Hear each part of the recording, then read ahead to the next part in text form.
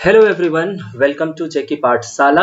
यहाँ हम SSC previous years questions का ये सीरीज पढ़ रहे थे, जिसमें कि मैंने स्टार्ट किया था एसएससी सीजीएल 2020 के प्रीलिम्स के मैथ्स के क्वेश्चन, जो 25 क्वेश्चन जो आए हुए हैं उसका शिफ्ट वाइज हम क्लास आपको पढ़ा रहे हैं। ठीक है, इसमें अभी तक मैंने 13 और 16 अगस्त का जो शिफ्ट है दोनों शिफ्ट करवा दिया है। मैंने 6 शिफ्ट उसमें आए थे और आज जो स्टार्ट कर रहा हूँ मैं वो है 17 अगस्त का सेकंड शिफ्ट, जिसका फर्स्ट शिफ्ट आपको पिछले वीडियो में आपको मिल जाएगा और वो आपको एंड स्क्रीन पे भी उसका वीडियो आपको दिखेगा। तो इन सारे वीडियोस का जो है प्लेलिस्ट आपको इसी वीडियो के डिस्क्रिप्शन बॉक्स में आपको मिल जाएगा।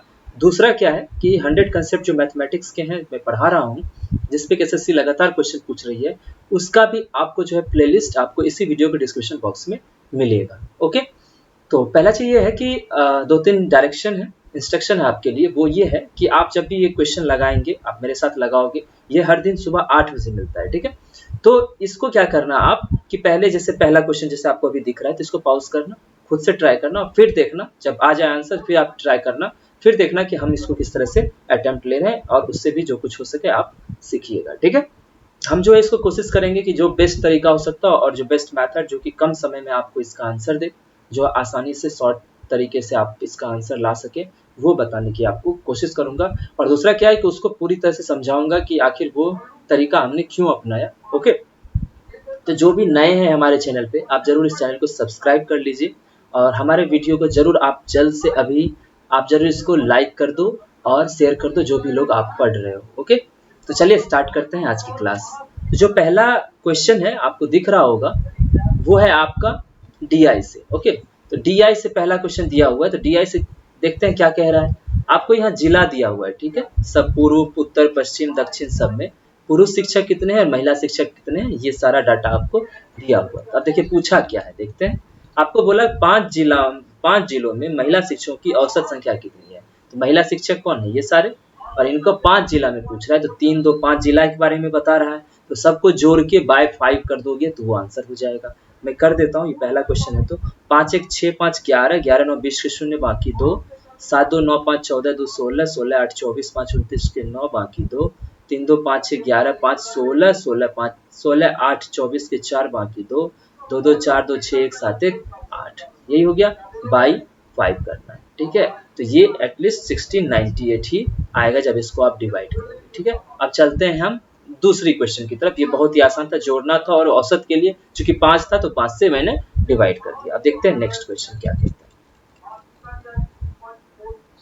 ये देखो क्या कह रहा है, ठीक है।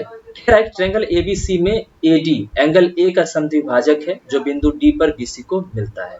मतलब कि एक ट्रायंगल दिया हुआ है ऐसे करके। ओके, ठीक है, ए ये हो गया आपका बी, ये हो गया सी। यहाँ से क्या हुआ है, एक समद्विभाजक निकला है। समद्विभाजक मतलब होता है एंगल बाइसेक्टर। ठीक है, तो किसका, एंगल ए का। एंगल ए का समद्विभाजक निकालते हैं, तो ये हो गया, मतलब ये एंगल और ये एंगल क्या है, बराबर है, और ये आके मिल रहा है आपको डी पे। अब क्या क्या चीज दिया हुआ वो देखिए। आपको बोला कि AC 21, ये AC है, ये आपको दिया हुआ है 21, ठीक है। फिर BC आपको 11, ये पूरा BC है, ये आपको दिया हुआ है 11। अब आगे क्या बोला है वो देखो। आपको बोला है कि BD की लंबाई DC की लंबाई से 3 कम है। तो BD आपका रहा ये DC की लंबाई से 3 कम है, तो DC बड़ा है। तो इसको निकालते कैसे आप समझ लो, ठीक है। देखो इसको जब भी कहे कि 3 कम है तो आप क्या करो कि 11 में से 3 घटा दो। टोटल कितना है BC 11, 11 में से 3 घटाओ कितना बचता है 8, उसको 2 भाग में बांट दो, कितना बच जाएगा, 2 भाग में करोगे तो 4 4 होगा। तो मतलब एक जो छोटा वाला है, तो इसमें छोटा कौन है बताओ। BD की लंबाई DC की लंबाई से 3 कम है, मतलब BD छोटा है। तो आप क्या किए थे, 3 घटाए थे, 8 बचा, 8 का आधा कितना हो गया 4, तो 4 ये हो गया। चूंकि ये इससे 3 कम है तो ये कितना होना चाहिए 7। आप बताओ सही है ना कि BD की लंबाई DC की लंबाई से 3 कम है और BC भी 7 4 11 हो गया।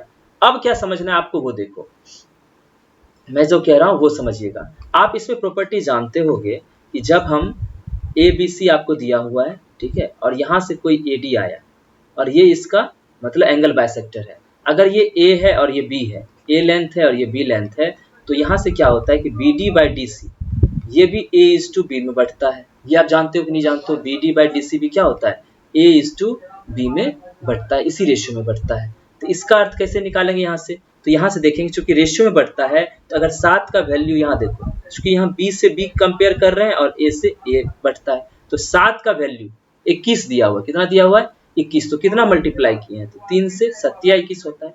इसी तरह 4 का वैल्यू क्या हो जाएगा यहाँ पे? तो यहाँ 3 से मल्टीप्लाई, यहाँ भी 3 से करेंगे तो 4 तिया 12। तो आंसर कौन सा हो गया? Option number A. समझ गए ना आप? चलिए अब चलते हैं अगले क्वेश्चन की तरफ, देखते हैं अगला क्वेश्चन इस चीज पे। ठीक है,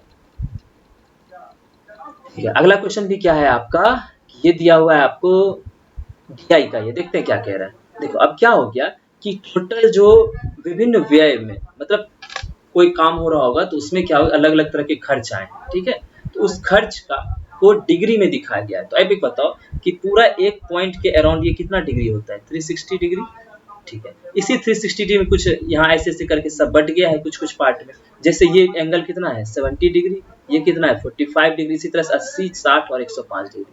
ये सब जोड़ोगे तो 360 डिग्री आपको मिल जाएगा। तो आप देखिए ये ब्लू जो किराया दिखाए, फिर खाद्य, शिक्षा, बचत और फुटकर में ये सारे खर्च हुए। अब क्वेश्चन देखते हैं, क्वेश्चन क्या कह रहे हैं। खाद्य पर खर्च की गई राशि। ठीक है, खाद्य पे खर्च की गई राशि। तो खाद्य कहाँ है भाई? खाद्य ये 105 है। खाद्य पे खर्च की गई राशि, तो खाद्य लिख लो। खाद्य पे कितना हुआ? 105 डिग्री। ठीक है, और बचत और फुटकर, तो बचत प्लस फुटकर पे के खर्च की गई राशि का कितना परसेंट है? मतलब ये खाद्य जो है बचत प्लस फुटकर का, तो बचत कहाँ है? ये 80, और फुटकर कहाँ है? ये। तो दोनों जोड़ देते हैं, 80 प्लस 45, ठीक, 8 4 12, 125 डिग्री है ना। तो अब आपसे पूछ रहा है कि खाद्य पर की गई राशि इसका कितना परसेंट है। तो आप देख लो ये 105 डिग्री है, ये 125 डिग्री है। तो अगर आप पूछ रहा है कितना परसेंट है, तो आप क्या करोगे? तो खाद्य को ऊपर रखोगे, और चूंकि जिससे कंपेयर करने बोला है वो नीचे रखोगे, इंटू 100 कर दोगे। तो 25 25 25 चौक 5 से 5 10, 5 इकाई 5, 4 इकाई 4, 4 दूने 8, 84 डिग्री। आंसर कौन सा हो जाएगा? 84। अब आप बोलोगे सर इसका क्या काम था, या डिग्री का क्या काम था? अगर आप डायरेक्ट पूछता, आप अगर इसको निकालते भी ना, तो आप इसको क्या लिखते? देखो अगर पूछता खाद्य एग्जैक्ट है कितना, तो अगर पूछता खाद्य एग्जैक्ट है कितना 43,200 में, तो आप इसको लिखते 43,200 इंटू खाद्य का है कितना, बताओ कितना डिग्री? 105, लेकिन कितने में? तो 360 में। ये एग्जैक्ट खाद्य का देता। इसी तरह से हम इसको भी निकालते, तो ये भी यहाँ करते इंटू 105, सॉरी इंटू 43,200 बटा 360 करते, तो वो दोनों आपस में कट जाता ऊपर नीचे जब इसको हम मतलब कि परसेंटेज जाते, इसलिए इसको मैंने डायरेक्ट नहीं लिखा, सिर्फ लिखा 105 और 125, सिर्फ एंगल को ही कंपेयर करते हुए हम इसको निकाल लिए। ठीक है, चलिए आगे देखते हैं क्वेश्चन। नेक्स्ट क्वेश्चन आपको क्या कह रहा है, ये देखिए क्या कह रहा है कि उस गोलाकार सेल का आयतन बताएं। सेल मतलब क्या होता है? गेंद देखते हो ना, जिस बॉल से हम लोग खेलते हैं, वो बॉल के बारे में बोल रहा है। तो बॉल के अंदर क्या करें, जिसकी आंतरिक और बाहरी त्रिज्या क्रमशः 2 और 3 सेंटीमीटर, मतलब कोई एक देखो ये बनाया हुआ है, क्लियर, एक यहाँ भी दिया हुआ है, ये दिया हुआ है, ये 2 है और ये कितना है? 3 है। ठीक है, तो आपको बोल रहा है आयतन पूछ रहा है। आयतन मतलब होता है इसका पूछ रहा है। ठीक है, जिसकी आंतरिक और बाह्य त्रिज्या बताया हुआ है। तो आंतरिक और बाह्य त्रिज्या जो होता है, हमको इसका ये जो मटेरियल है, ये वाला मटेरियल इसका बताना है। तो आपको पता है कि जो सेल होता है, ये जो गोलाकार सेल दिया हुआ है आपको, इसका आयतन कितना होता है? तो आप बोलोगे सर 4/3 पाई r³। ठीक है, अब चूंकि इसका डिफरेंस करना पड़ेगा, मतलब क्या हो गया कि बाहर वाले में से अंदर वाले को घटाना पड़ेगा। तो बाहर वाले में से अंदर वाले घटाना पड़ेगा, तो 4/3 पाई इंटू क्या हो जाएगा? r³। तो r बाहर का क्या है? 3 का क्यूब माइनस 4/3 पाई इंटू अंदर का क्या है? r हमारा 2, तो 2 का क्यूब। क्लियर, यहाँ से कॉमन ले लो, 4/3 पाई, अंदर में क्या बच जाएगा? 3 का क्यूब माइनस 2 का क्यूब। अब क्या आ जाएगा? 4/3, ठीक है, पाई इंटू, तो 3 तिया 9 तिया कितना हो जाएगा? 27, और 2 दूना 4 दूना 8। तो 27 में से 8 के कितना बच जाएगा? तो कहोगे 19, 19 चौक 76 पाई बटे 3 आंसर हो गया। कहाँ है आपका? Option number A. समझ गए ना? इस तरह से हम इसका आंतरिक जो है आयतन इसका निकाल सकते हैं कि आखिर वो सेल जो है, जो परत है दोनों, तो वो कितने आयतन का है, 70 सेंटीमीटर क्यूब में है। ठीक है, अब चलते हैं अगले क्वेश्चन की तरफ। ठीक है, यहाँ से पहले मैं एक चीज समझाना चाहता हूँ। अगर मान लो मैं कह रहा हूँ कि 100 रुपया मेरे पास था, समझिएगा, मेरे पास इसका मैंने 10% खर्च कर दिया। ठीक है, तो आपसे पूछ रहा है इसमें बचा कितना आपको। ठीक है। एक तो आप ये कहोगे कि सर 100 का 10% मतलब 10 रुपए होता है, 10 रुपए खर्च कर दिए 100 में से, तो 100 में से 10 घटा दिए तो 90 बच गया। लेकिन एग्जैक्ट हम पूछ रहे हैं कि हम मान लो कि हम डायरेक्ट पूछ रहे हैं कि आपने कितना बचा, उसको डायरेक्ट परसेंटेज यूज करते हुए कैसे बनाओगे। तो हम कहेंगे सर 100 रुपए था, मेरे पास बचा कितना, तो 10% खर्च कर दिए तो परसेंटेज होता कितने का, 100% का। तो बचा कितना, तो 100 में से 10 घटा दो तो 90% बचा, तो आप क्या लिखते हो 90/100। ये हमको बचा हुआ हो गया। इसी चीज को हम इस चीज में ये कंसेप्ट यूज करने वाले हैं, तो उसको हम आपको बताते हैं कैसे इसको यूज करेंगे। पहले मिटा देता हूँ, ठीक है। तो देखिए क्या कह रहा है क्वेश्चन, राजन अपने वेतन का 10% किराए पे खर्च करता है। कितना खर्च करता है, किराए पे। अब आ कह रहा है वो अपने वेतन के शेष भाग, हमको शेष भाग निकालना पड़ेगा, बचा कितना। अब बताओ कि हम मान लेते हैं कि एक मिनट, ठीक है, हम मान लेते हैं कि x रुपीज रहा होगा, x मान लो, ठीक, x। तो x का 10% किराए पे खर्च कर दिया तो बचा कितना, तो शेष भाग कितना बचा, 10 खर्च किया तो 90 बचा, तो 90/100। फिर बोल रहा है ये बचा हुआ है, ठीक है। फिर बोल रहा है आगे, अब जो बचा ना उस शेष भाग का 20% परिवहन पे खर्च करता है, मतलब कि ट्रांसपोर्टेशन वगैरह पे, ठीक है। तो 20% खर्च करता है, तो अब कितना बचा, तो आप बोलोगे सर 100 में से 20 घटा दो, क्योंकि 20% खर्च हुआ है तो 80 बचा हुआ है, तो 80/100। अभी अब निकाले, अब जितना बचा वो पता चल गया। अब बोल रहा है उसके बाद वो अपने शेष वेतन, ये हमारा शेष वेतन, ये देख रहे हो, ये पूरा जो हम निकाल के रखे हैं ये शेष वेतन है। तो कह रहा है शेष वेतन का 40% भोजन पे खर्च करता है।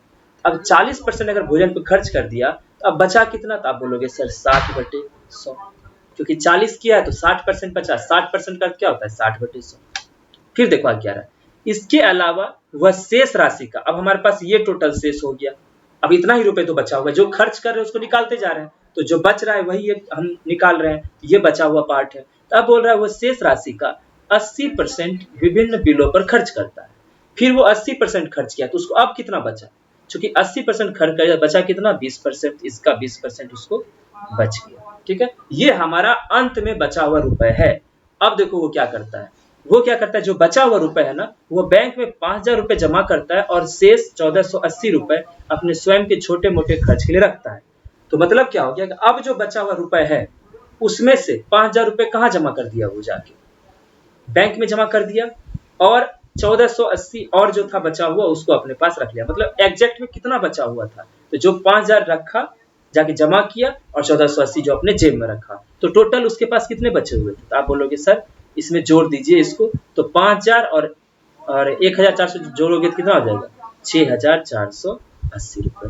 इधर ये बचा हुआ था, ये बचा हुआ था परसेंटेज के रूप में, और ये बचा हुआ था किस रूप में, जो एग्जैक्ट रुपया उसके पास बचा, हम दोनों को बराबर कर लिए, तो हमको x पता चल जाएगा कि एग्जैक्ट में जो है x हमारा कितना आया है। तो देखिए करते हैं, तो आप इसको 0 0 काट दो, 1 2 चला गया, फिर 0 0 काट दो, 1 और 2 चला गया, ठीक है।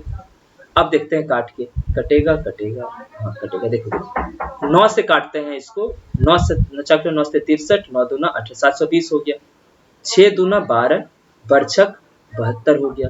अब देखो 8 से काटते हैं तो 4 दूना 8, 4 से काटेंगे तो ये हो जाएगा 15, 2 से काटेंगे तो यहाँ हो जाएगा 50, ठीक है। तो आपका बचा कितना, एग्जैक्ट में x कितना है, तो 15 गुने 50 इंटू 100, ठीक है। 1 मिनट रुकिएगा मैं देखता हूँ। तो ठीक है, तो आप यहाँ से इसको क्या कर सकते हो, इसको मल्टीप्लाई करके देख सकते हो एग्जैक्ट कितना बचा, 15 बचे 75 और 1 2 3 0, 75,000 रुपए हो गए। आंसर कौन सा हो गया, समझ गए ना। भले क्वेश्चन इतना बड़ा था बट सॉल्यूशन देखो कितना छोटा आया, ठीक है। अब चलते हैं अगले क्वेश्चन की तरफ, 1 मिनट रुकिएगा।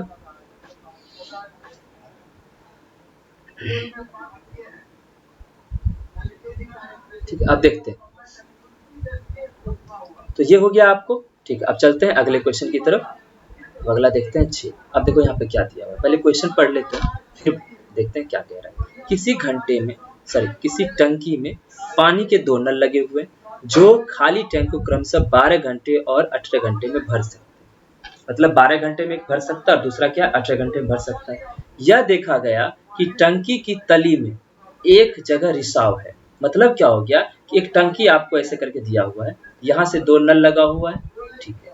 अब क्या बोल दिया है कि टंकी के तली में एक जगह रिसाव है, मतलब यहाँ पे कहीं पे छिद्र है, ठीक है, जो पूरी तरह से टंकी को 36 घंटे में खाली कर सकता है। मतलब यहाँ से पानी बाहर निकलेगा, अगर पूरा टंकी भरा हुआ है ना तो उसको 36 घंटे में वो खाली कर देगा। क्लियर हो गया? आगे देखिए, तो यदि खाली टंकी को भरने के लिए एक साथ पानी के दोनों नलों को खोल दिया जाता है और रिसाव को 1 घंटे बाद ठीक कर दिया गया, तो बताइए खाली टंकी को पूरी तरह से भरने में कितना समय लगेगा। मतलब क्या हुआ, 1 घंटे तक वो इसी तरह से चला, बाद में जाके 1 घंटे के अंदर ही उसको क्या कर दिया गया, जस्ट 1 घंटे में उसको ठीक कर दिया गया। अब सिर्फ पानी आ रहा है उसमें, पहले पानी निकल भी रहा था 1 घंटा से पहले, ठीक है, उसके बाद 1 घंटे बाद क्या हुआ कि पानी उसमें सिर्फ आ रहा है, तो बोल रहा है उसको वो टोटल कितने घंटे में उसको भर देगा। क्लियर हो गया ना? अब देखते हैं, देखो यहाँ पे मैं क्या कह रहा हूँ, जो भर सकता है वो 12 घंटे का है, ठीक है। दूसरा क्या, एक और जो भर सकता है वो 18 घंटे का है, और क्या है, एक तीसरा जो उसको खाली कर सकता है वो 36 घंटे का है, ठीक है। ये हम टाइम लिख लिए। अब तीनों का एलसीएम क्या हो जाएगा, बोलोगे 36, ठीक है। ये 12 वाला भर सकता है, तो इसकी एफिशिएंसी क्या है बताओ। तो 12 की एफिशिएंसी, रुकिए एक मिनट, हाँ 12 या 36, इसकी 3 एफिशिएंसी, मतलब वो 1 घंटे में 3 भाग भर सकता है। तो टोटल है कितना, टोटल देखोगे तो 36 है, मतलब 36, एक तरह से आप 36 लीटर मान लो, ठीक है। तो 36 लीटर है, तो वो 12 घंटे में भर सकता है, तो 1 घंटे में कितना भरेगा, 3। ये 18 घंटे में भर सकता है, तो ये तो 36 को कितने घंटे में भर देगा, 18 घंटे में भर रहा है, तो 1 घंटे में कितना भरेगा, 2, तब तो 18 घंटे में वो 36 भर देगा। और ये क्या कर रहा है, खाली कर रहा है, तो और सब प्लस में था, भरने वाला प्लस में था, तो इसको क्या लिखेंगे, माइनस में, तो -1, क्योंकि ये 36 घंटे में 36 लीटर खाली कर देता है, तो 1 घंटे में 1 लीटर खाली करता है, मतलब -1 करता है। अब अच्छे से सुनना मैं जो कह रहा हूँ, ठीक है। कह रहा है, अब देखो दूसरा पॉइंट क्या बोला, यदि खाली टंकी को भरने के लिए एक साथ पानी के दोनों नलों को खोल दिया जाता है, ठीक है, और रिसाव 1 घंटे बाद बंद किया जाता है, मतलब 1 घंटे तक ये तीनों वर्क कर रहे थे। आप जान रहे हो 1 घंटा में ये भरने वाला कितना भर देगा, 3 2 5, 1 घंटे में ये 3 भरता और 1 घंटे में ये दोनों खुला हुआ है। तो हमको बताओ 1 घंटे में, ध्यान देना, 1 घंटे में टोटल कितना भरा होगा, तो 3 + 2, 1 घंटे में इसने 3 भरा, इसने 2 भरा, लेकिन वो चूंकि रिसाव चालू था, तो वो 1 घंटा जो एक पार्ट है, जो 1 यूनिट है, वो तो निकल जाएगा ना इसमें से। तो कितना भराया, 3 2 5 में से गया 4, टोटल कितना भराया, 36 में से 4 भराया। अब क्या, रिसाव ठीक हो गया, तो आपको बचा कितना भरने के लिए, तो आप बोलोगे सर 4 भरा गया, तो 36 में से 4 गया, 32 बचा हुआ है सर, ठीक है, 32 बचा हुआ है। तो अब कौन खाली है, सॉरी अभी तक, अब कौन लगा हुआ है उसको भरने के लिए, तो आप बोलोगे सर ये ए और बी लगा हुआ है भरने के लिए, ठीक है। अब 32 भरना है, ठीक है, और एफिशिएंसी अब कितना काम कर रहा है बताओ भरने के लिए, तो आप बोलोगे सर 1 घंटे में 3 2 5 भरा रहा है, तो 32 भरने के लिए कितना घंटा चाहिए, देखो 1 घंटे में, ये 1 घंटे में 5 भरा रहा है, तो 32 भरने के लिए कितना करना पड़ेगा, तो 32/5 आवर लगेगा। क्लियर हो गया, ठीक है। चूंकि ऐसा क्यों कर रहे हैं 32/5, हम टाइम निकाल रहे हैं ना, तो टाइम मतलब क्या होता है, आप बोलते हो वर्क अपॉन एफिशिएंसी, तो वर्क मतलब यही 32 जितना भरना था और एफिशिएंसी 5 हो गया, तो इतना आवर लग रहा है, इसको आप मिनट में कर लो, 32/5 इंटू 60 करना पड़ेगा, 1 आवर में 60 मिनट, 5 से काटोगे तो 12, तो 12 दूना 24 के 4 बाकी 2 बटे 36 2 38, ठीक है, बटे 36 2 38 हो गया ना, ठीक है। अब बताओ ये कितना घंटा है, ये बताओ कितने घंटे है, इसको क्या कहोगे कि सर 6 से इसको भाग दे दीजिए, इतना मिनट है ना, इसको घंटे में बदलेंगे तो ये क्या आ जाएगा 6 घंटे, ठीक है, और 6 घंटे 6 के 36, तो 24 मिनट हो गया, 6 घंटा 24 मिनट हो जाएगा। लेकिन आपको बोला है वो पूरी तरह से भरने में कितना समय लगेगा, 1 घंटा तो पहले भी लगा था, याद है, यहाँ पे 1 घंटा और उसके बाद फिर लगा है 6 घंटे 24 मिनट, टोटल कितना लगा है 6 7 घंटे 24 मिनट। क्लियर हो गया ना, समझ में आ गया। अब चलते हैं अगले क्वेश्चन की तरफ। देखो यहाँ पे क्या बोल रहा है कि ट्रायंगल एबीसी दिया हुआ है आपको, ए बी सी, बोल रहा है कि डी पर एडी परपेंडिकुलर है, ठीक, इसको रुकिए, इसको दूसरे तरीके से हम बताएंगे। ये वाला क्वेश्चन जो है ना आपको एकदम याद रहना चाहिए, ये मैंने 100 कंसेप्ट में बताया है सॉरी, कि इसको किस तरह से बनाना होता है, इसका डायरेक्ट याद रखते हैं हम लोग, जैसे इसको ऐसे बना दो, ठीक है, देखो ए हो गया, ये बी हो गया और ये सी। क्लियर?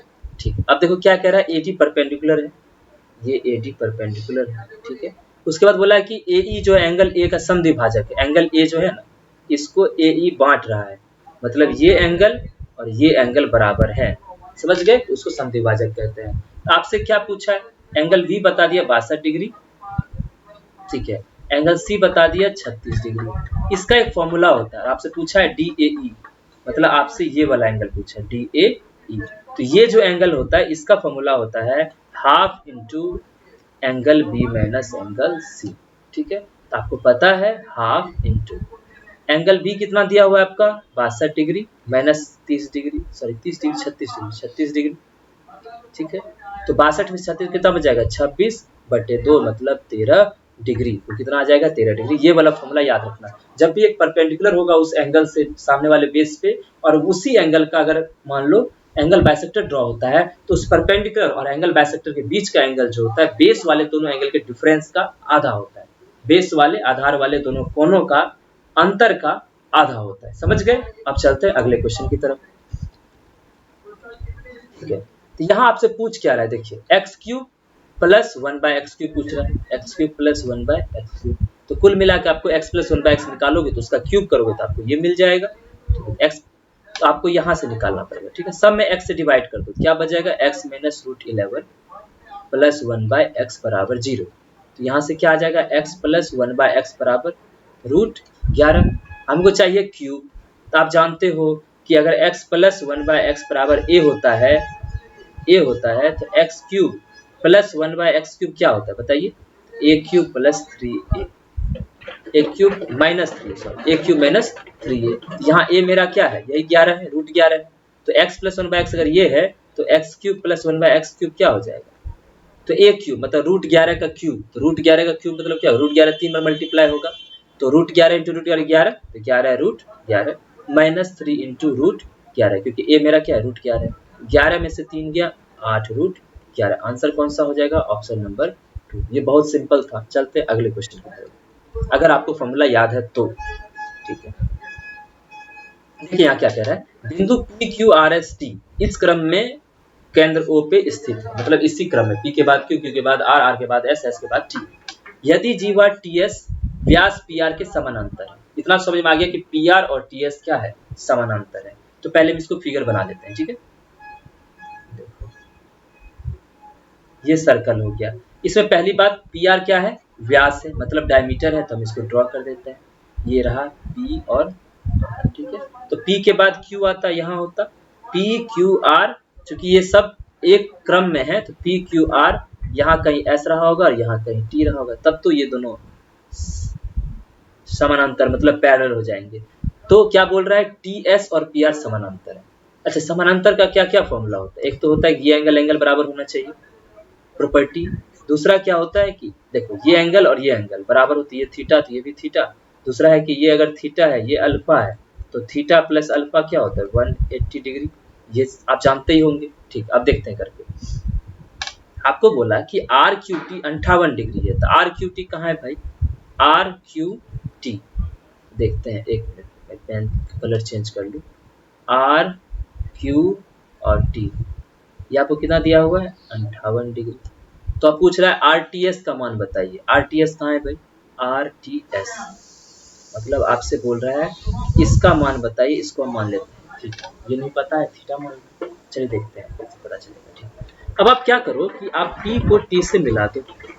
आप पहले क्या करना है, इसको पॉज करके एक बार खुद से ट्राई करना। ठीक है, फिर आप मेरा देखना कैसे हम बनाएं। तब आप एक चीज जानते हो कि किसी भी ट्रायंगल, सॉरी किसी भी सर्कल में ये जितना एंगल यहाँ बनाता है थीटा, उतना ही ये अगर ये कॉर्ड है तो वो वहां भी थीटा ही बनाएगा। अब यहाँ देख रहे हो कि ये RT एक कॉर्ड है, ठीक है, वो सर्कमफ्रेंस ये 58 बनाती है, यही RT कॉर्ड एंगल ये भी बना रही है, तो ये भी 58 हो जाएगा। 58 हो गया। आप जान रहे हो ये कितना होगा, और क्या जानते हो, एक जो डायमीटर होता है वो कहीं भी 90 डिग्री बनाता है, ये भी जानते हो। तो कुल मिला के आपका जो है ये भी क्या हो गया 90 डिग्री हो गया। तो अब बताओ कि ये एंगल कितना हो जाएगा भाई, तो ये 58 है, तो 58 तो 60, मतलब ये हो जाएगा 32 डिग्री। क्लियर? ठीक है, अब आप एक और चीज तो जाने ना, अगर दो लाइन अगर से सॉरी पैरेलल हो तो अगर हम यहाँ ऐसे ड्रॉ करते हैं तो ये एंगल बराबर होता है अल्टरनेट इंटीरियर एंगल। तो अगर ये 32 है तो ये भी क्या हो जाएगा 32 डिग्री। ये इसका क्या है ट्रांसवर्सल है ना, प्रतिच्छेदी रेखा है। तो अगर ये एंगल और ये एंगल बराबर होंगे तो ये अगर 32 तो थीटा भी क्या हो जाएगा 32 डिग्री। तो आपको ऑप्शन नंबर 4 हो गया। इसका और भी तरीका हो सकता है, वो आप जरूर ट्राई करना इसके बाद। ठीक है, चलते हैं अब अगले क्वेश्चन की तरफ। चलते हैं 10वें क्वेश्चन की तरफ। ये आपका है सिंप्लीफिकेशन करके देखते हैं। तो बचे 25 एक 26 बटे 5 भागे, ये अंदर में देख लेते हैं इसको क्या हो जाएगा। ये सब 5 10 15 का क्या हो जाएगा 30 एलसीएम। तो 5 36 6 18 प्लस 10 30 3 माइनस 15 4 दूना 8। ठीक है, 10 में से 8 गया, सॉरी 18 में से 8 गया, कितना बच जाएगा 10 10 3 13 बटे 30 बचा। तो भागे, तो 3 दूना 6 1 7 बटे 2 माइनस अंदर में क्या बचे 5 बटे 6 और ये पूरा मिलके कितना आया बताओ। ये पूरा मिलके आया आपको 18 में से 8 गया 10 3 13 बटे 30। तो 13 बटे 30 यहाँ लिख लेते हैं। ठीक है, अब इस दोनों को सॉल्व कर लेते हैं। ठीक है, तो 30 आ जाएगा 6 बचे 30 बचे 25 माइनस 13, यहाँ से क्या आ जाएगा बताओ। यहाँ से आ जाएगा आपको बराबर 12 बटे 30। तो 6 से 6 दूना 12 6 बचे 30। तो कुल मिला के 7 बटे 2 में से 2 बटे 5 घटेगा। तो आप कहोगे सर ये 10 हो जाएगा, 2 बचे 10 7 बचे 35, अब 5 दूना 2 दूना 4, तो ये हो जाएगा 31 बटे 10, मतलब 26 बटे 5 भागे 31 बटे 10 आ गया। तो 26 बटे 5 इंटू 10 बटे 31, 5 दूनी 10 26 दूना 52 बटे 31। आंसर कौन सा हो गया ऑप्शन नंबर 2 था ना, सिंपल। अब चलते हैं अगले क्वेश्चन की तरफ, वो है आपका 11वां नंबर। ठीक है, मैं कोई भी क्वेश्चन नहीं छोड़ रहा क्योंकि मैं चाहता हूं कि आप मतलब आप भी बनाओ, बट इसको क्या करते हैं मैं भी आपको सॉल्यूशन दिखा दूं, अगर किसी को अगर कोई प्रॉब्लम हो तो वो देख सके। ठीक है, अब चलते हैं यहाँ पे, देखो कह रहा है किसी वस्तु का अंकित मूल्य इतना है, मतलब एमपी। तो एमपी बराबर आपका हो गया 2720। 25% छूट देने के बाद एक दुकानदार वस्तु को 15% हानि पे बेचता है। मतलब क्या कह रहा है, इस पे अगर 25% हम छूट देते हैं, मतलब इस 25% छूट देंगे तो हमारा एसपी कितना हो जाएगा। एमपी पे छूट देने के बाद मुझे एसपी मतलब विक्रय मूल्य होता है ना। ठीक है, तो विक्रय मूल्य मुझे मिलता है। तो 2720 इंटू, तो छूट दिए कितने का 25% का, तो छूट देने का मतलब क्या हो गया कि 100, तो कितना में बिका होगा, तो 100 में से 25 घटाएंगे तो 75 बटे 100 इतने में बिका होगा।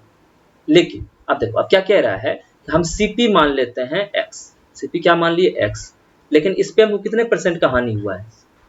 सीपी को अगर मैंने एक्स मान लिया तो ये कितने परसेंट का हानि हुआ है 15% का। तो 15% का हानि मतलब क्या हो गया, तो एसपी कितना हो जाएगा सीपी के हिसाब से, तो एक्स इंटू 15% का हानि हुआ है तो 100 में से 15 गया तो क्या हो जाएगा 85 बटे 100। सही किया है ना। तो ये एसपी और ये एसपी दोनों बराबर होने चाहिए थे, यहाँ लिख लेते हैं x इंटू 85 बटे 100। 100 से 100 गया, सही है। ठीक है, अब देखो 5 से काटेंगे तो 15 बचे 75, 5 से काटेंगे तो 17, 17 से इसको काटेंगे। ठीक है, 17 इकाई 17 17 अच्छा कितना हो गया। ठीक है, इसको गुना कर लो तो 15 जीरो जब 90 के शून्य बाकी 9, 15 क्या 15 9 2400। तो मतलब आपका x जो है क्या निकल का आया 2400, मतलब वस्तु का क्रय मूल्य क्या हो गया 2400, क्योंकि सीपी हमने x ही माना था। अब चलते हैं अगले क्वेश्चन की तरफ। ठीक है, तो अब आपको क्या करना है कि पहले आपको ये दिया रहता था, उससे x पे पावर 4 x पे पावर 2 x पे पावर q निकालते थे। अब आपको क्या है कि आपको x प्लस 2/x ही निकालना पड़ेगा, उसको बहुत दिमाग से खर्च करना पड़ेगा अपने दिमाग को, फिर वो देखो आंसर कैसे आता है। ठीक है, अब देखो यहाँ पे क्या कह रहा हूँ x पावर 4 है, आप x पावर 4 से पूरे में डिवाइड कर दो। ठीक है, कर देंगे। देखो अब क्या बचेगा, देखो बताओ x पावर 4 से करेंगे तो 4 माइनस 433 प्लस 16 बटे x पावर 4 बराबर 0। ठीक है, अब इसको क्या लिख सकते हैं, देखो x का स्क्वायर हो जाएगा, प्लस इसको क्या लिख सकते हैं 4 बाय x का स्क्वायर हो जाएगा। ठीक है, बराबर 433। क्या मैंने गलत लिखा, सब कुछ सही सजा दिया है ना मैंने। ठीक है, अब देखो आगे क्या करना है। आप जानते हो कि अगर स्क्वायर से हमको बाहर निकालना है तो ये है आपका ए स्क्वायर, ये है B square. A square plus B square plus क्या होता है 2ab, 2 इंटू ए मेरा क्या है एक्स स्क्वायर, और ये कितना है 2ab, बी मेरा क्या है 4 बटे एक्स स्क्वायर, 4 बटे एक्स स्क्वायर से मल्टीप्लाई कर दो। यहाँ एग्जैक्ट आपने जोड़ा कितना ये बताओ, तो एक्स स्क्वायर से एक्स कट ही जाएगा, 4 दूना 8 जोड़ा है तो 8 इधर भी जोड़ दो। क्लियर हो गया। तो ये टोटल बना क्या, ये टोटल बन गया आपको एक्स स्क्वायर प्लस 4/x² का स्क्वायर बराबर, ये कितना आ गया 441। ठीक है, तो 441 किसका स्क्वायर होता है, आप बोलोगे सर ये 21 का स्क्वायर होता है। तो यहां से हमको एक चीज समझ में आया कि x² प्लस 4/x² ये हो गया 21, क्योंकि यहाँ भी स्क्वायर यहाँ भी स्क्वायर, तो ये इसके बराबर हो गया। अब फिर से उसको मैं बता रहा हूँ, देखो x² प्लस 4/x क्या लिख सकते हैं बताओ, 2/x का होल स्क्वायर, ठीक है, बराबर इधर 21 रहेगा। क्लियर, फिर जिस तरह से इसको हम सॉल्व किए वैसे इसको भी सॉल्व करेंगे। तो प्लस 2 इंटू ए मेरा क्या x इंटू बी मेरा क्या 2/x।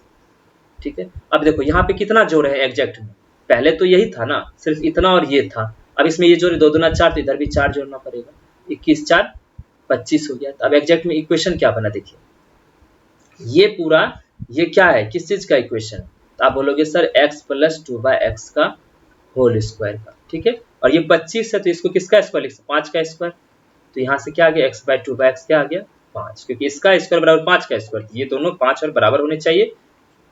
तो आपका क्या हो जाएगा x प्लस 2/x बराबर 5 हो गया। तो आंसर कौन सा हो गया, ऑप्शन नंबर 2। ठीक है, चलिए अगले क्वेश्चन की तरफ हम चलते हैं। यही है कि आपको अगर जैसे फॉर्मूलाज वगैरह होते हैं तो वो सारा फॉर्मूला अगर आपको ध्यान रहता है अलजेब्रा का तो आप बहुत आसानी से कर पाओगे। ठीक है, अब देखो यहाँ पे क्या दिया हुआ है, ठीक है, कह रहा है कि 72 किलोमीटर प्रति घंटे की चाल से चलती रेलगाड़ी किसी खंबे को 12 सेकंड में पार करती है, तो रेलगाड़ी 360 मीटर लंबे पुल को कितने सेकंड में पार करेगी। ठीक है, तो किसी खंबे को पार करती है तो वो डिस्टेंस कितना कवर करेगी, वो खुद के लेंथ के बराबर। ठीक है, पहले देखते हैं 72 किलोमीटर पर आवर बराबर कितना हो जाएगा मीटर पर सेकंड, क्यों, क्योंकि यह मीटर है यहाँ सेकंड है। तो देखते हैं, तो 72 इंटू 5/18 मीटर पर सेकंड हो जाएगा। तो 18 चौक 72 5 चौक 20 मीटर पर सेकंड हो गया। ठीक है, तो आप बताओ कि दूरी बराबर क्या होता है, डिस्टेंस बराबर क्या होता है, स्पीड इंटू टाइम। तो स्पीड क्या दिया हुआ था इसका 20 इंटू टाइम कितना दिया हुआ था 12, तो 12 दूना 24 240 मीटर ये चला है। और यही 240 मीटर मैंने क्या बोला, एक खंबे को पार करती है तो कितना डिस्टेंस कवर करती है, अपने लेंथ के बराबर, ये रेलगाड़ी का लेंथ है। ठीक है, अब क्या हो रहा है कि रेलगाड़ी 360 मीटर लंबे पुल को पार कर रही है। अब जो पुल को पार कर रही है तो वो खुद की लेंथ भी पार करेगी, उतना भी ट्रेवल करेगी, प्लस उस लंबे पुल का भी लेंथ पार करेगी। तो अब डिस्टेंस वो कितना कवर करना है, उसको 360 तो करना ही है पुल को, प्लस अपना लेंथ भी, मतलब 240 मीटर भी। तो कुल मिला के 3 2 5 1 600 मीटर उसको कवर करना है। ठीक है, तो उसका स्पीड कितना दिया हुआ है, तो 20 मीटर पर सेकेंड। तो टाइम कैसे निकलेगा, तो डिस्टेंस अपॉन स्पीड कर दो, तो 20 से काटोगे तो क्या आ जाएगा 30 सेकेंड। तो आंसर क्या हो जाएगा 30 सेकेंड, इसका क्या हो गया आंसर हो गया। अब चलते हैं अगले क्वेश्चन की तरफ। ये देखो इस तरह का क्वेश्चन पहले भी दिखा है। ठीक है, पहले बताते हैं इसको भी क्या रहा है, कह रहा है कि किसी कक्षा में ग्रामीण छात्रों और शहरी छात्रों की संख्या का अनुपात 4:7 है। मतलब ये ग्रामीण छात्र हैं विलेज वाले और ये हैं शहर वाले। ठीक है, तो विलेज में अगर 4 है तो शहर में 7 होंगे। किसी परीक्षा में ग्रामीण छात्रों और शहरी छात्रों के औसत प्रतिशत अंक क्रमशः 65 और 63% है। मतलब कि अगर 4:7 है तो ये जो विलेज वाले थे और ये जो ग्रामीण शहर के थे, अर्बन के थे, ठीक है, शहर लिख लेते हैं एस, तो इसका जो आया औसत परसेंटेज, देखो ग्रामीण छात्र और शहरी छात्रों के औसत प्रतिशत अंक, वो लोग जो परसेंटेज लाया है उसका जो औसत निकला है वो 65 आया और शहरी वाले का 63। तो आपको पूछ रहा है कि संपूर्ण औसत क्या होंगे। तो ऐसा जब क्वेश्चन आए ना तो आप ये मान लो कि टोटल जो विलेज के बच्चे हैं वो 4 ही होंगे।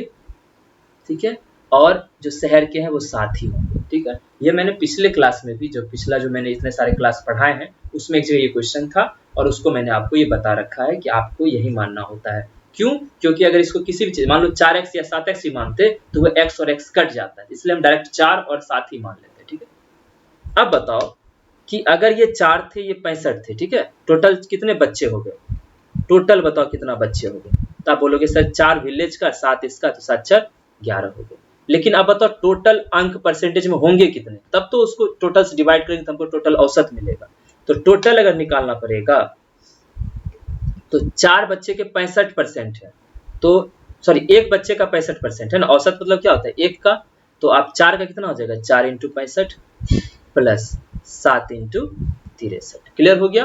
ठीक है, क्योंकि एक का औसत मतलब क्या होता है एक के बारे में बताता है कि 63 है और 65 एक का था, तो एक विलेज का 65 था, तो 4 का 4 इंटू 65, एक शहरी बच्चे का 63% था, तो 7 शहरी बच्चे का क्या हो जाएगा 7 इंटू 63।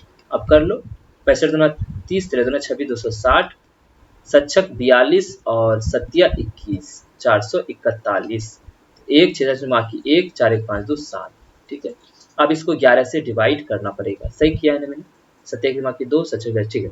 अब इसको जब डिवाइड करोगे तो क्या हो जाएगा, औसत चाहिए हमको एवरेज टोटल का, तो 701 बटा टोटल था कितना छात्र 11, क्योंकि पूरे क्लास का निकाल रहे हैं ना, तो पूरे क्लास का मैंने वो अंक निकाल लिया बटा उससे डिवाइड कर दिया, तो 11 छक 66, तो बचेगा 41, 11 33, बचेगा 7, नहीं 11 33 में 7 1 8 बचा, तो 80 हो गया, 11 7 77, 63.7 के पास हो जाएगा, तो ऑप्शन कौन सा हो जाएगा, ऑप्शन नंबर 3। क्लियर हो गया?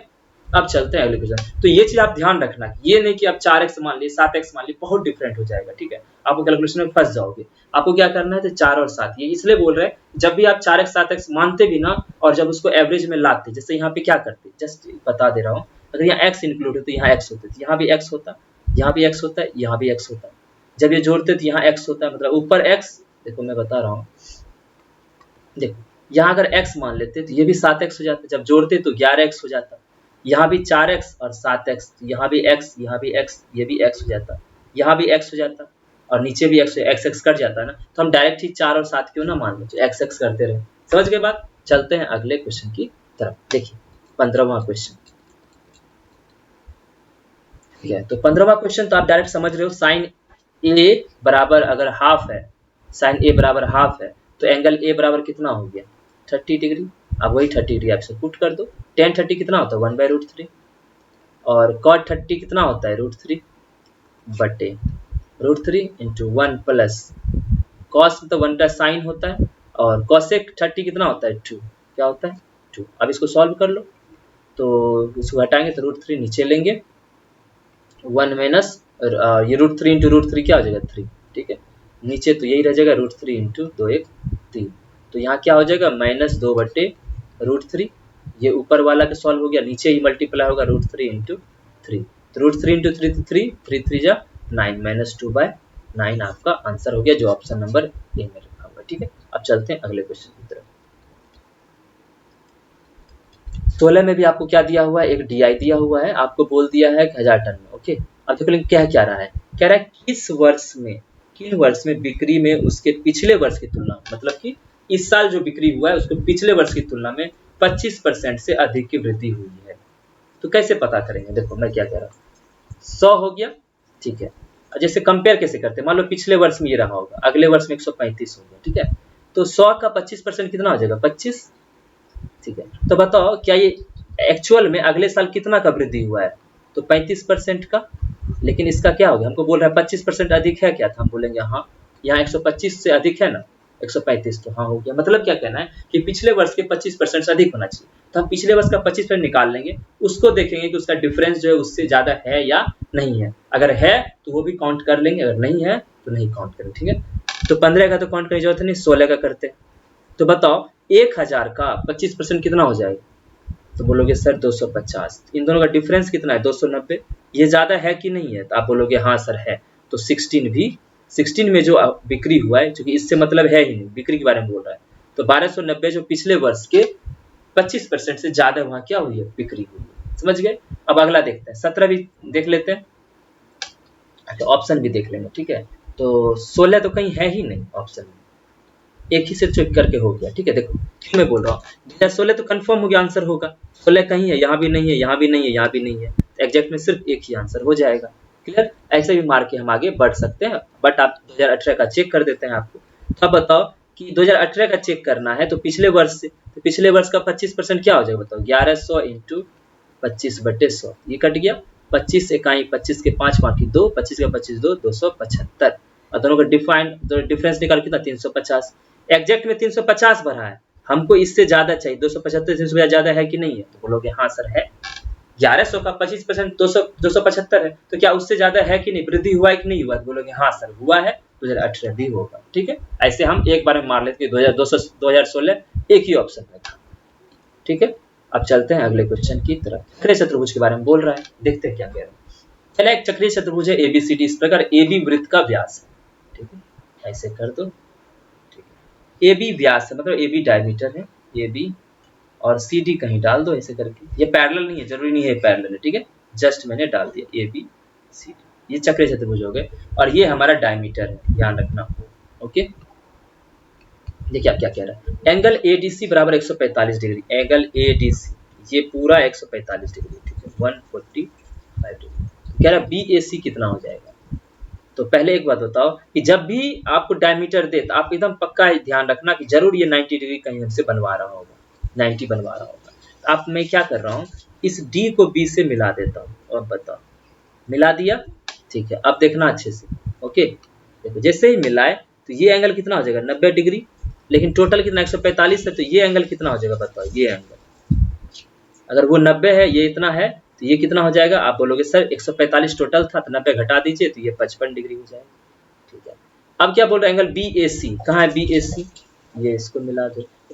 एंगल BAC ये एंगल बोल रहा है कितना होगा। तो आप जानते हो कि कोई भी एक कॉर्ड जो है जहां बनाती है वो दोनों, ये दोनों थीटा थीटा ही बनाएगी। ठीक है, ये कॉर्ड जो होती है सर्कमफ्रेंस सेम एंगल बनाती है। तो जितना यहाँ बनाएगी, ये 55 बनाई थी, यहाँ भी कितना बनाएगी, 55 डिग्री। तो आंसर कौन सा हो गया, ऑप्शन नंबर 3। क्लियर हो गया ना। तो आपको दो चीज बताया मैंने कि व्यास का ध्यान रखोगे कि व्यास जब भी यूज कर रहा है क्वेश्चन में तो वो 90 डिग्री कहीं ना कहीं बनाएगी, उसको हमको यूज करना है। ओके, चलते हैं अगले क्वेश्चन की तरफ। देखो यहाँ क्या कह रहा है कि cos theta minus sine theta बराबर √3 इंटू cos 90 माइनस 0। तो बताओ cos 90 माइनस 0 क्या होता है, सॉरी cos 90 माइनस थीटा क्या होता है, साइन थीटा। ठीक है, अब इसको लिख लेते हैं। देखो cos theta minus sine theta into √3 sine theta. अब √3 साइन थीटा इधर लेके जाओ। ठीक है, तो cos थीटा बराबर sine theta plus √3 sine theta. ठीक है, साइन थीटा कॉमन ले लो, बन जाएगा 1 प्लस √3। कोई प्रॉब्लम, बराबर cos थीटा। हम यहाँ से tan निकालना चाहते हैं, तो tan थीटा बराबर क्या होता है, हम कह रहे हैं कि tan थीटा निकालना चाहते हैं, तो वो क्या होता है, साइन थीटा बटे cos थीटा होता है ना। तो साइन थीटा बटे cos थीटा, तो इसको इधर ले गए तो इधर ये 1 प्लस √3 इधर नीचे चला जाएगा, तो 1/1 प्लस √3 ये बराबर हो गया आपका tan थीटा। ठीक है, तो tan थीटा ये हो गया। तो बताओ इसको, तो cot थीटा कितना हो जाएगा, तो cot थीटा बोलोगे सर इसका अपोजिट होता है, मतलब 1 प्लस √3 आ गया। आपको बोला है कि tan theta minus cot theta बताइए, तो इसको क्या आप रेशनलाइज कर सकते हो। हाँ सर कर सकते हैं, कैसे, देखो कर सकते हैं। ये तो समझ गए ना कि 1 प्लस √3 क्योंकि tan थीटा का अपोजिट होता है, ये हो गया। रेशनलाइज कर लेते हैं। ठीक है, तो इसको हम एक तरह से मैं बोल रहा हूँ √3 प्लस 1 लिख सकते हैं क्या, देखो यहाँ पे लिख देते हैं कि इसको 1/√3 प्लस 1 लिख सकते हैं। तो ऊपर क्या कर √3 माइनस 1 से मल्टीप्लाई कर देते हैं, और नीचे भी √3 माइनस 1 से। आप बताओ ऊपर तो √3 हो गया, नीचे क्या हो जाएगा, a plus B into A minus B. तो √3 माइनस 1 बटे √3 का स्क्वायर माइनस 1 का स्क्वायर। सही कर रहा हूँ ना, हाँ ठीक है। तो √3 माइनस 1, तो नीचे √3 का स्क्वायर 3, √3 का स्क्वायर क्या हो जाएगा 3, 1 का स्क्वायर 1, 3 माइनस 1 क्या हो जाएगा, √3 माइनस 1/2 हो गया। आ गया ना। अब ऊपर चलो, tan थीटा बराबर क्या हो जाएगा, √3 minus 1/2। Clear, minus cot theta कितना हो गया, 1 प्लस √3। ठीक है, तो अब देखो यहाँ से अच्छे से ध्यान देना, मैं क्या कर रहा हूँ कि 2 नीचे एलसीएम ले लेता हूँ। ओके, 2 अगर एलसीएम लिए, ये मैं क्या किया कि इसको लगता है कि डायरेक्ट हम बना लेते ज़्यादा आसान रहता है ना। रुक जाइए एक मिनट, क्योंकि नीचे मुझे चाहिए √3 प्लस 1 ही, तो इसको हटाएंगे ही नहीं। ओके, एक मिनट रुकिएगा, मैं क्या कह रहा हूँ इसको रेशनलाइज करते ही नहीं है, क्योंकि नीचे मुझे √3 प्लस 1 चाहिए। ओके,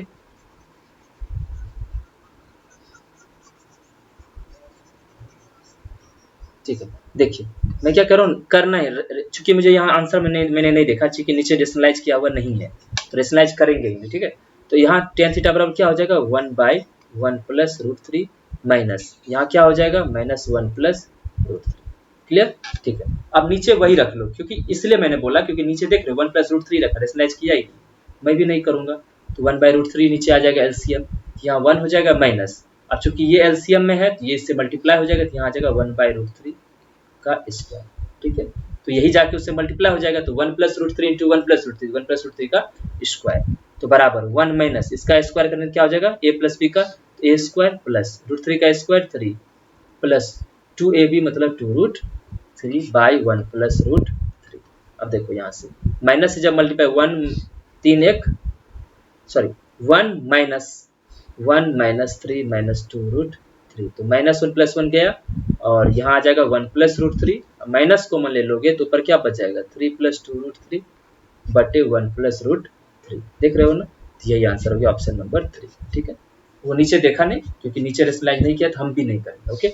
चलिए देखते हैं अगले क्वेश्चन की तरफ, 1 मिनट।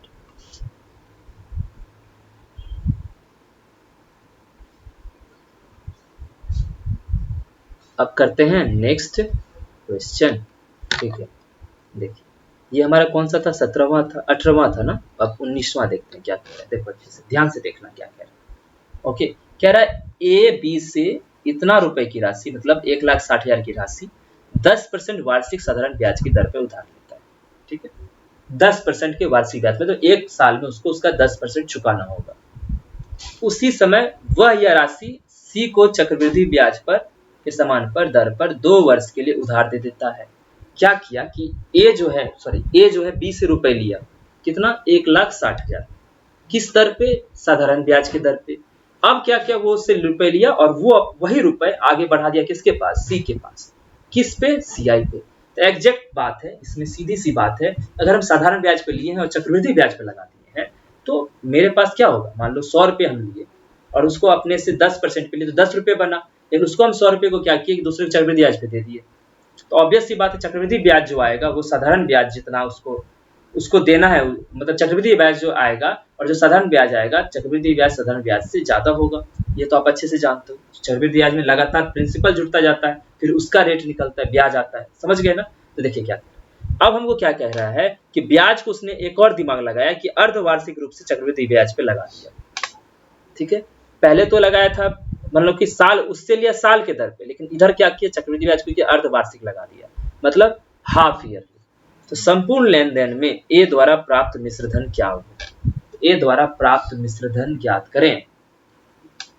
तो अब देखिएगा अच्छे से, अब हम बोल रहे हैं कि आखिर ए को बी को कितना रुपए देना होगा, समझिएगा बात, ए को बी को कितना रुपए देना होगा। तो अगर वो मैं कहूं तो चूंकि 2 साल के लिए इसको लगा रहा है, 2 साल के लिए पैसा लिया है, ठीक है, तो हमको साधारण ब्याज लगा रहा है, तो 1,60,000 ये था भाई, 1,60,000 था, तो 1,60,000 का उसको 2 साल में कितना % रुपए लौटाना होगा।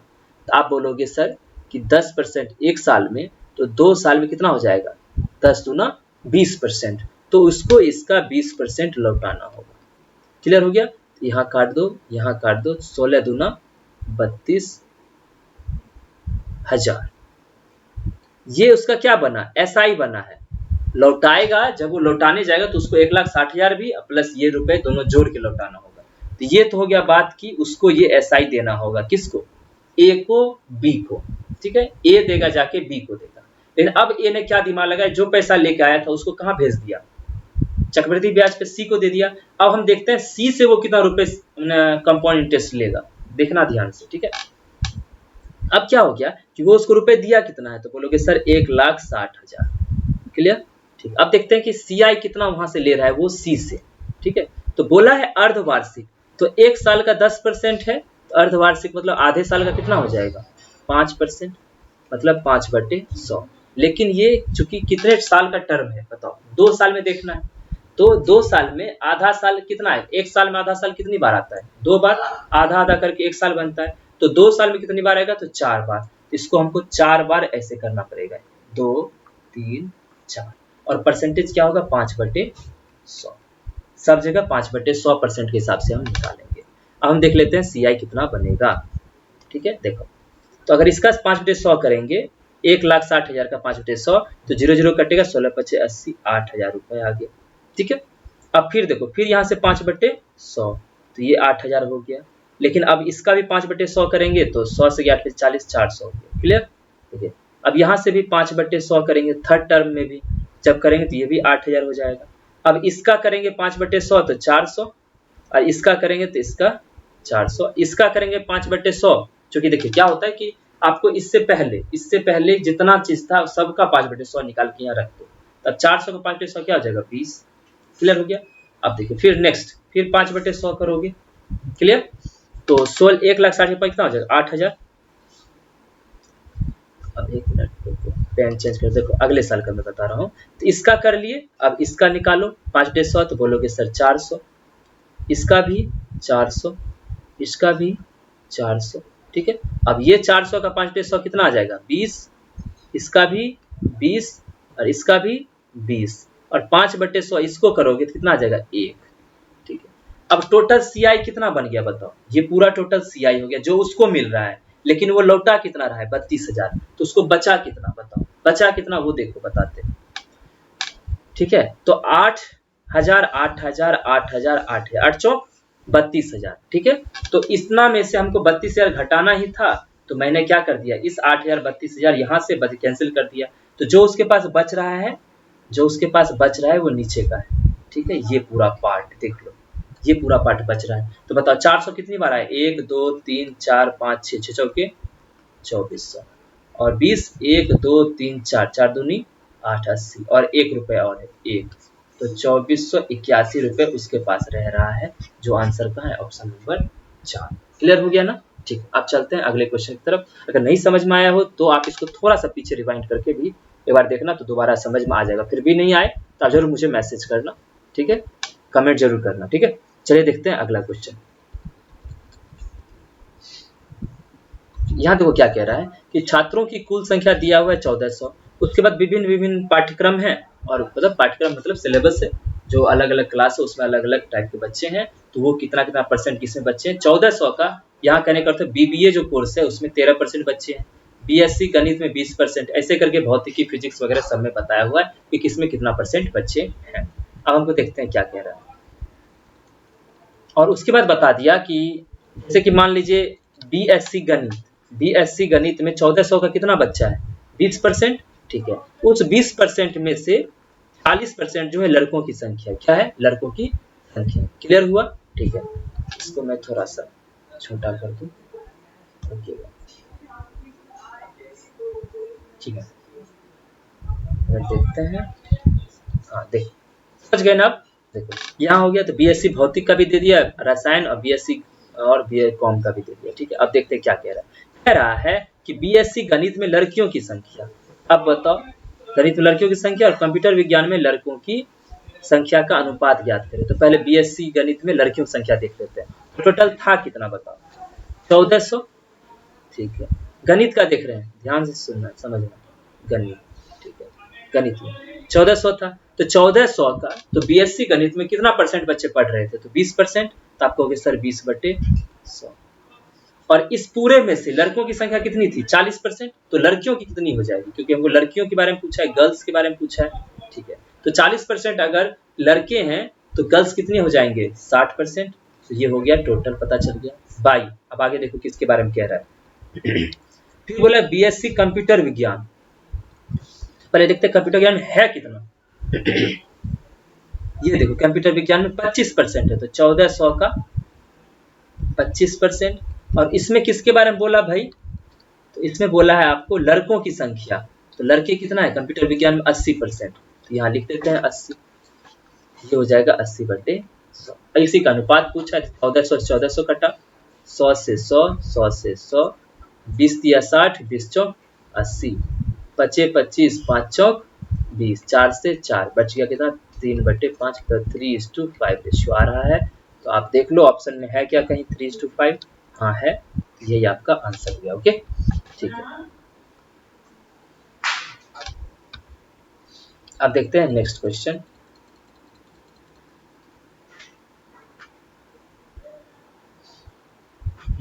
देखिए अब ये रहा आपका नेक्स्ट क्वेश्चन। अब आप एक चीज देख रहे हो कि ये पूरा इक्वेशन दिया हुआ है, ठीक है, और यहाँ क्या दिया हुआ है a cube plus B cube, लेकिन यहाँ a क्या है x प्लस वाई का होल क्यूब, प्लस यहाँ ये टोटल कितना है बताओ, तो बोलोगे सर 3 के अंदर x माइनस वाई का ये होल क्यूब है सर। हम पूछेंगे और क्या आसानी से बता सकते हो, तो x प्लस वाई है सर का whole cube plus 3x plus 3y का होल क्यूब। ठीक, आप जानते हो A cube plus B cube का फॉर्मूला क्या होता है, सॉरी यहाँ माइनस था, एक मिनट चाहिए, यहाँ भी मिटा देता हूँ। ठीक है, यहाँ क्या हो जाएगा x माइनस वाई, तो यहाँ हो जाएगा 3x माइनस 3y। ठीक है, ठीक। अब देखो A cube plus B cube formula क्या होता है, तो आप कहते हो सर ये ए क्यूब, इसको ए मान लेते हैं, इसको बी, तो ए क्यूब प्लस बी क्यूब बराबर क्या होता है, ए प्लस बी, और दोनों को जोड़ेंगे x प्लस वाई और 3x माइनस वाई को जोड़ेंगे तो 3 1 4x और प्लस वाई माइनस 3y तो माइनस 2y। सही है ना, 3 1 4x हो गया A cube minus B cube formula मैं जोड़ रहा हूँ। A cube plus B cube बराबर होता है ए प्लस बी, अंदर में फिर क्या होता है ए स्क्वायर मतलब x प्लस वाई का whole square plus B square मतलब 3x माइनस 3y का होल स्क्वायर। तो यहाँ देखो प्लस में है तो माइनस ए वाई होता है, मतलब x plus y into 3x minus 3y, ये टोटल इक्वेशन बन गया। ओके, अब इसको सॉल्व कर लेते हैं। देखो तो 4x माइनस 2y तो रहेगा ही, क्लियर। अंदर देखो इसका स्क्वायर करेंगे तो क्या बन जाएगा बताओ, x square plus y square plus 2xy, कोई दिक्कत नहीं ना, प्लस 3x माइनस 3y, इसका स्क्वायर करेंगे तो क्या बन जाएगा, 3 तिया 9x स्क्वायर प्लस 3 तिया 9y स्क्वायर माइनस 2ab, तो 3 दूना 3 तिया 9 दूना 18xy हो गया। अब देखो यहाँ से क्या कॉमन आ जाएगा, 3x माइनस 1 वो हो जाएगा। अब जब इसको मल्टीप्लाई करोगे इससे तो 3 तो होगा ही, x और प्लस y है और x माइनस y है, तो क्या बन जाएगा माइनस 3 के अंदर x square minus y square. अब इसको पूरा सॉल्व करो, 4x माइनस 2y, ठीक है। अंदर में देखो x स्क्वायर यहाँ है और यहाँ से माइनस 3x स्क्वायर बनेगा, तो 1x square plus 9x 10x square में से 3x स्क्वायर जाएगा तो कितना बचेगा 7x स्क्वायर। अब देखो y square plus y square 9 1 10y square और minus minus plus 3y square 10 3 13y square plus 2xy और माइनस 18xy तो माइनस 16xy, यही बन गया। अब इसको कंपेयर किससे करना पड़ेगा मुझे, जो दिया हुआ है इक्वेशन में ये इससे, ठीक है। लिख लेते हैं ax माइनस 2y, अंदर देखो क्या है bx स्क्वायर प्लस देखो यहाँ पे प्लस cxy, ओके, और 13y स्क्वायर ये दिया हुआ है। अब यहाँ से बताओ a क्या हो जाएगा, यही 4, तो a बराबर 4। अब b बराबर क्या हो जा रहा है, b बराबर 7, c बराबर माइनस 16। अब यहाँ पुट कर लो, a बराबर 4 माइनस b है तो माइनस 7, माइनस c है तो माइनस में अगर 16 करेंगे तो माइनस माइनस प्लस 16, तो 16 4 20 में से 7 गया 13, आंसर क्या हो जाएगा 30। क्लियर हो गया। अब चलते हैं अगले क्वेश्चन की तरफ। हाँ ये देखते हैं कैसे बनेगा, ठीक है। बोल रहा है a का न्यूनतम मान ज्ञात कीजिए जिसके लिए ये जो है संख्या 11 से विभाज्य हो जाए। तो 11 से विभाज्य का तरीका क्या होता है, आपको देखो क्या होता है तरीका। हम क्या करते हैं कि अल्टरनेट पे हम डिजिट्स को लेते हैं, ठीक है। 4 a और 8 नीचे से 2 4 और b और फिर दोनों का डिफरेंस लेते हैं। तो बताओ 4 और a प्लस 8 कितना हो गया, 8 4 12 प्लस a, ठीक है। माइनस कर देंगे अंदर वाला 2 प्लस 4 प्लस b, तो 4 2 6 प्लस b, ठीक है, 6 प्लस b। तो ये क्या बन जाएगा, 12 में से 6 गया, ये 6 प्लस a माइनस b बराबर 0। अब आपको मैंने समझाया था या तो ये 0 आ जाए या फिर ये 11 का मल्टीपल हो जाए। तो अगर ऐसा हम सोच रहे हैं तो जरा देखना, ठीक, ऐसा हम सोच रहे हैं तो हमको बोल रहा है कि a बड़ा होना चाहिए b से, ठीक है। तो अब बताओ ये अगर 6 आया है तो ये कितना हो जाए जो 0 दे दे मुझे, ठीक है। अगर ये 6 तो ये पूरा मुझे माइनस 6 होना चाहिए, ठीक है। और माइनस 6 होने के लिए आप समझो, अगर ये माइनस 6 हो जाए तो 6 माइनस 6 क्या हो जाएगा 0। तो माइनस 6 होने के लिए a को मतलब b को बड़ा होना पड़ेगा कि a को बड़ा होना पड़ेगा, तो माइनस आएगा। तो आप बोलोगे सर b को, तो ये यहाँ क्या बोल रहा है कि a बड़ा है b से, तो ये तो पॉसिबल ही नहीं है, इसको तो हम भूल ही जाएंगे कि माइनस 6 तो पॉसिबल ही नहीं है। अब बच गया कि a माइनस बी क्या होना चाहिए, तो a माइनस बी अब मुझे लग रहा है कि 11 के मल्टीपल आने के लिए इसको 5 होना चाहिए। क्या होना चाहिए? 5। तो 6 में 5 जोड़ देंगे तो 11 हो जाएगा, तो ये 5 होना चाहिए। अब यहाँ से देखो, अब बोल रहा है आपको कि a का न्यूनतम मान चाहिए, न्यूनतम समझिए, a छोटा चाहिए, कब सब मतलब बहुत छोटा चाहिए, जितना छोटा छोटा आंसर आ जाए मुझे वो चाहिए। अब बताओ, a पहले बोला है 9, 9 रखेंगे तो b 4 होने पे ये 5 हो जाता है। ठीक है, कोई बात नहीं, a 9 मान लेते हैं। क्या ये 0 पॉसिबल है? अगर 0 हो गया तो कभी ये 0 माइनस समथिंग कभी 5 पॉसिबल हो सकता है? तो आप बोलोगे सर बिल्कुल नहीं, कभी भी ये पॉसिबल नहीं, क्योंकि b पॉजिटिव नंबर है, क्योंकि b एक अंक है। अगर ये 0 माइनस समथिंग कुछ भी रहा तो ये माइनस में होगा, तो ये तो पॉसिबल ही नहीं है, तो इसको भी काट दो। अभी तक 9 पॉसिबल है। ठीक है, क्या 4 पॉसिबल हो सकता है? तो आप बोलोगे सर 4 अगर a को रखते हैं तो 4 में से कुछ भी घटाएंगे तो कभी ये 5 नहीं आ सकता, क्योंकि हमको यहाँ ये बड़ा चाहिए, ये वाला जो कि 5 या 5 से बड़ा होना चाहिए, तो ये भी पॉसिबल नहीं होगा। आप बताओ कि क्या हम a को 5 मान सकते हैं? तो आप बोलोगे सर हाँ, पर 5 सर अगर मानते हैं तो b को हम 0 ले सकते हैं, b तो पॉजिटिव नंबर है तो 0 हो सकता है, तो 5 में से 0 गया तो 5।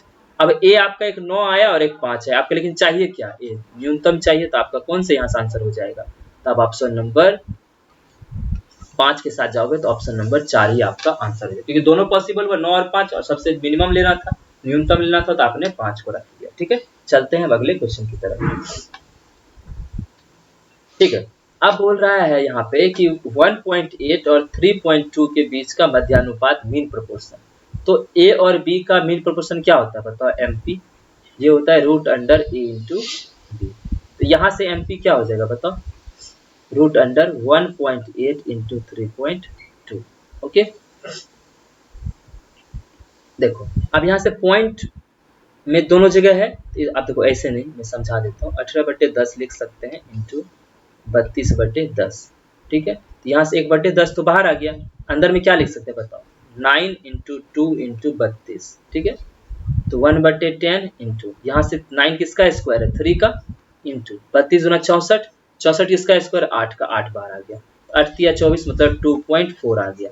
एमपी कितना आ गया? 2.4। अब देखो क्या करें, 5 और 3 के तृतीयानुपाती में अंतर ज्ञात करें, तो पहले इसका तृतीयानुपाती निकालना पड़ेगा। तो इसका क्या कैसे निकलता है तृतीयानुपाती? तो 5/3 तृतीयानुपाती को x मान लीजिए। ठीक है, तो 3/x ऐसे लिखते हैं। अगर a b और x अगर तृतीयानुपाती तो कैसे लिखते हैं?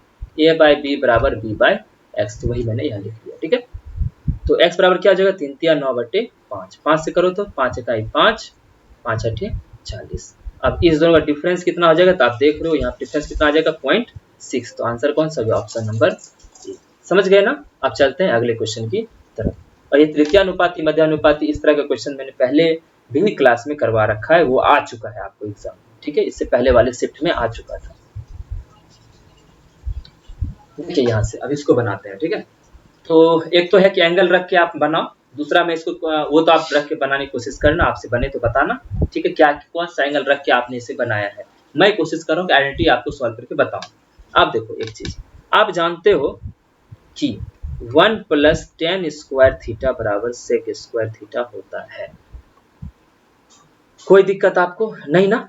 दूसरा चीज, आप यहाँ से एक चीज कह सकते हो कि sir tan square theta minus sec square theta बराबर -1 हो जाएगा। सही लिखें, sec को इधर लेके आए और 1 को उधर ले गए तो -1 हो गया। इसको क्या लिख सकते हैं बताओ? tan theta plus sec theta, ठीक है, into tan theta minus sec theta बराबर -1। ठीक है, अब बताओ tan माइनस sec थीटा बराबर क्या हो जाएगा? तो आप बोलोगे सर, ठीक है, तो tan theta minus sec theta बराबर जब बोलेंगे तो आप बोलोगे sir -1/tan theta plus sec theta हो जाएगा। सॉरी, ठीक है, हो जाएगा, इतना हो जाएगा। तो क्या इसकी जगह देखो 1/cos बराबर क्या होता है? आप बोलोगे सर sec थीटा, लिख दिए, प्लस 1/, याद करो tan theta minus sec theta क्या होगा? -1/tan theta plus sec theta. ये सॉल्व होगा तो क्या हो जाएगा? sec थीटा, देखो ये प्लस माइनस है तो माइनस मल्टीप्लाई होगा प्लस से, तो प्लस माइनस माइनस, ये tan theta plus sec theta ऊपर चला जाएगा, तो tan theta plus sec theta. Okay, तो sec theta minus tan theta और माइनस sec थीटा, दोनों कट जाएगा तो क्या बच जाएगा? -tan theta. तो यहाँ से आपको ये ऑप्शन आपका आंसर हो जाएगा। क्लियर हो गया? ठीक है, तो ये चीज आपको डायरेक्ट माइंड में होना चाहिए। ये हम अभी लिख के समझा, इतना लिखने का वक्त वहाँ नहीं लगाना है। आप ये उसके साथ भी आता है, जैसे कि 1 + cot स्क्वायर बराबर क्या होता है आपको बताओ? cosec square theta. और sin + cos स्क्वायर क्या होता है? 1। वहां से भी इक्वेशन बन सकता है। चलते हैं अगले क्वेश्चन की तरफ, जो है हमारा आज के दिन का लास्ट क्वेश्चन। ठीक है, अब देखिए क्या कह रहा है। आपको बोल रहा है एक दुकानदार ने 45 रुपए प्रति केजी की दर पे 20 केजी लिया है। ठीक है, फिर देखिए 50 रुपए प्रति केजी, मतलब 1 केजी के 50 रुपए दाम है, तो 25 केजी चीनी लिया है। और 40 रुपए प्रति केजी पर 35 रुपए चीनी लिया है। उसने परिवहन व अन्य व्यय पर 450 रुपए खर्च किए। उसने तीनों के तीनों चीनों को मिला दिया, पूरे स्टॉक को 52.5 प्रति केजी पर बेच दिया। पूरे लेन देन में उसका प्रतिशत लाभ बताएं। तो पहले तो होगा कितना में खरीदे, और जितने में खरीदे हैं वो टोटल निकाल लेंगे। ठीक है, टोटल। उसके बाद उसमें 450 जोड़ देंगे, क्योंकि वो खर्च है वो हमने अपनी तरफ से लगाया। और फिर क्या करेंगे, जितना टोटल केजी खरीदे तो सबको जोड़ देंगे, उसको 52.5 से मल्टीप्लाई कर देंगे, तो वो हमारा एसपी हो जाएगा। तो सीपी और एसपी निकाल के फिर उसको हम क्लियर कर लेंगे। अब बताओ सीपी होगा कितना? देखो 20 केजी खरीदते हैं 45 रुपए के दाम पे, टोटल कितना रुपए खर्च हो गया? तो आप बोलोगे सर 45 × 20 प्लस 50 रुपए 25 केजी खरीदे, तो 50 × 25 हो गया, प्लस 40 केजी का, सॉरी 40 रुपए पर केजी खरीदे 35 केजी। ठीक है, तो 40 × 35, ये तो हो गया आप जितना खरीद के लाए उसका खर्च हो गया। ठीक है, प्लस 450 रुपए आपने उस पर खर्च किया, अन्य परिवहन व अन्य व्यय है, इसको भी जोड़ेंगे तब मेरा जाके टोटल सीपी आएगा। ठीक है, ये हो गया 45 दूनी 90, 900, 125, 1250, 35 दूनी 70 दूना 140, 1400 और 450 जोड़ते हैं, 0 आ जाएगा। 5 5 10 शून्य बाकी 1, 9 1 10 2, 12 4 16 4 20 शून्य बाकी 2 1 3 1, 4000। टोटल कितना सीपी हो गया? 4000। अब देखते हैं एसपी, टोटल कितना केजी खरीदे थे बताओ, उसी को तो मिलाए हैं, तो टोटल कितना केजी मिलाए हैं? तो आप बोलोगे सर 20 केजी, 25 केजी और 35 केजी, तीनों जोड़ो तो कितना हो जाएगा? और चूंकि पर केजी कितना बेचे हैं, पर केजी कितना रुपए हम बेचे हैं, तो 52.50 इंटू, तो टोटल कितना बेचे हैं? तो 20 + 25 + 35, तो 35 25 60 20 80, सही है ना? 3 2 5 1 6 और 2 8, 80। ठीक है, अब इसको मल्टीप्लाई कर लो, तो देखिए 0 0, 8 पे 40 शून्य बाकी 4, 8 में 16 4 20 के शून्य बाकी 2, 48 2 82। ठीक है, और ये 2 के बाद 0 आ जाएगा। कुल मिला कितना रुपए खर्च किए हैं? 4200। सीपी था 4000 और बेचे कितना में? 4200। कितना का फायदा हुआ हमको इस दोनों के बीच में? 200 का। तो परसेंटेज अगर लाभ निकालना है तो 200 का फायदा हुआ कितने पे? 4000 पे। सीपी पे देखते हैं, तो 4000 हो गया इंटू 100, 0 0 गया। ठीक है, 40 से ये 5 बार में कट जाएगा, तो एग्जैक्ट कितना परसेंट का लाभ हुआ है हमको? 5% का। तो ये हमारा रहा आज का लास्ट क्वेश्चन। तो जो भी लोग आज पढ़ रहे थे, ठीक है, तो उनमें जो भी नए हैं आप जरूर हमारे चैनल को सब्सक्राइब करें, ताकि जो भी अगला दिन जब भी मेरा ये 8 बजे से क्लास स्ट्रीम होगा तो आप लोगों को इसका नोटिफिकेशन पहुंच जाएगा। ठीक है, आपको जैसा भी क्लास लगा आप जरूर कमेंट करके बताइएगा, और इसे जरूर लाइक और शेयर करना बिल्कुल मत भूलिएगा। ठीक है, हम मिलेंगे अगले दिन फिर इतने ही बजे, सुबह 8 बजे आपसे। ठीक है, अगले शिफ्ट को लेके, मतलब 17 अगस्त के शिफ्ट 3 को लेके। आप जरूर 17 अगस्त का शिफ्ट 3 कहीं से डाउनलोड करके उसको जरूर ट्राई करके रखना। ठीक है, फिर हम आपके साथ ये क्वेश्चन हम सॉल्व करेंगे। ठीक है, तो ये जो 21 शिफ्ट टोटल हम करने वाले हैं, आप लोग जरूर हमारे साथ बने रहिएगा। हम मिलते हैं आपसे नेक्स्ट वीडियो में, मतलब नेक्स्ट क्लास में। तब तक के लिए बाय बाय, शुक्रिया।